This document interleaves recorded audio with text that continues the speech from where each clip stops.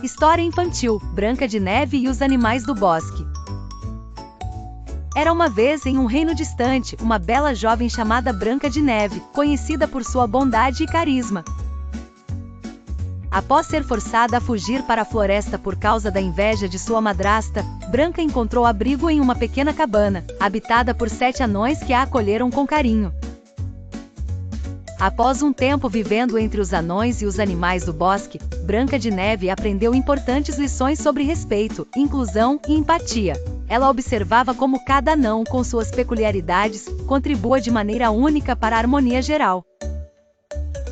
Ao invés de tentar moldá-los em um padrão único, Branca de Neve celebrou suas diferenças e fomentou um ambiente em que todos pudessem ser real e autenticamente si mesmos. Um dia, enquanto passeava pelo bosque, Branca de Neve encontrou um jovem cervo que estava machucado. Ela logo percebeu que o cervo não conseguia expressar seu sofrimento em palavras, mas seu olhar transmitia tudo o que precisava ser dito. Branca de Neve, então, reuniu os amigos animais do bosque para ajudá-la a cuidar do cervo, demonstrando compaixão e solidariedade. A notícia sobre a bondade de Branca se espalhou pelo reino, e muitos começaram a falar sobre como mesmo gestos simples poderiam ter um grande impacto.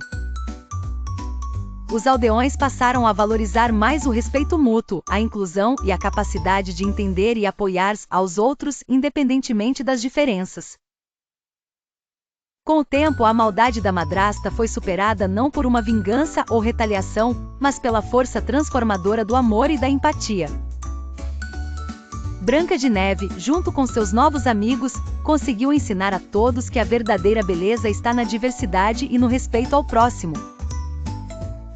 Assim, o reino floresceu, não mais como um lugar de medo e inveja, mas como um exemplo de como a compaixão e a aceitação mútua podem prevalecer. E Branca de Neve viveu feliz, cercada por amigos de todas as formas, tamanhos e espécies, respeitando e celebrando as diferenças únicas de cada um, tornando o bosque um verdadeiro lar para todos.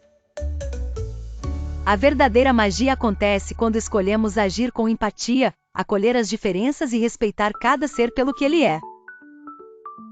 Assim como Branca de Neve, podemos transformar nosso mundo com gestos de bondade e solidariedade, mostrando que a inclusão, o respeito e o cuidado com o outro tornam a vida mais justa, alegre e cheia de significado. E assim termina mais uma aventura mágica com Branca de Neve e seus amigos do bosque. Se você gostou dessa história, não esqueça de dar um joinha para mostrar que se divertiu e compartilhe com seus amigos. Inscreva-se no canal e venha viver momentos mágicos com a gente.